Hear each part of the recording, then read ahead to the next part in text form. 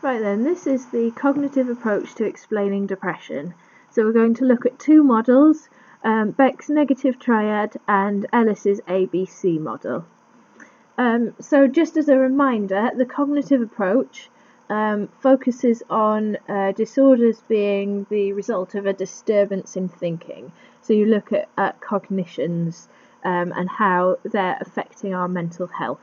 So in particular with depression, we focus on negative thoughts, irrational beliefs, and that kind of thing as being the cause of depression.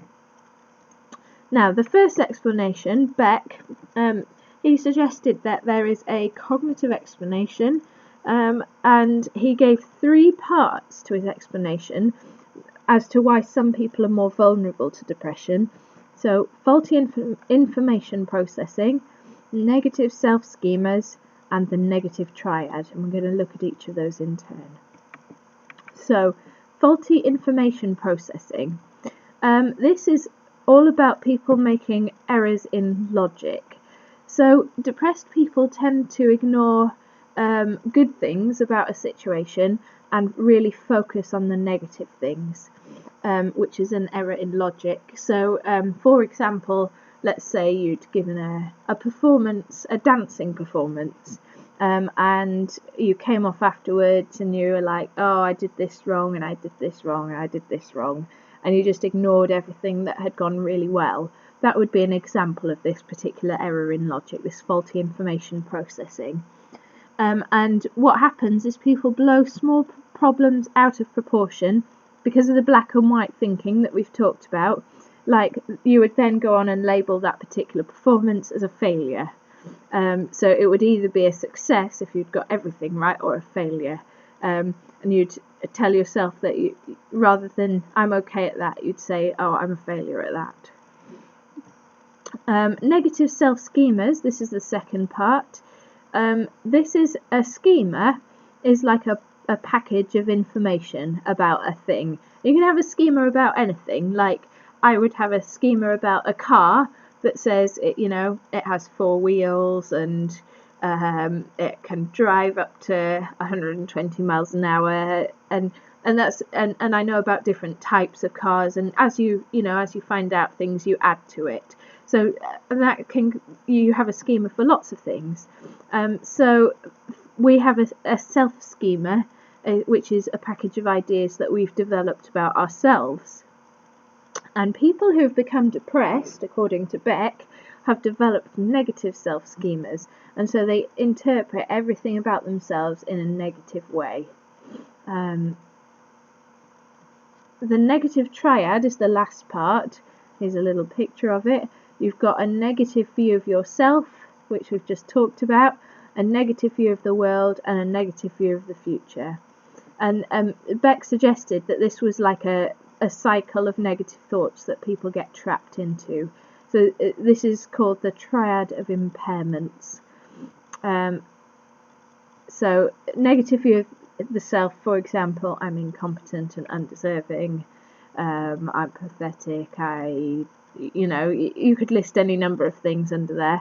Negative view of the world, it's a hostile place, it's a cold place, it's harsh.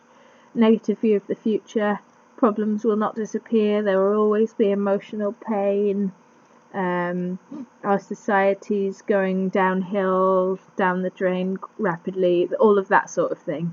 So those things kind of feed into each other and feed off each other, and it becomes a cycle that sufferers get trapped into.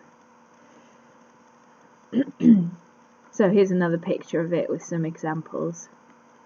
And these are like negative automatic thoughts. Right, so the second model now is by a guy called Ellis, and he proposed that good mental health is the result of rational thinking. So he argued that there are common irrational beliefs that underlie much depression, and sufferers have based their lives on these beliefs. So, for example, I have to be successful, competent, and achieving in everything I do if I am to consider myself worthwhile.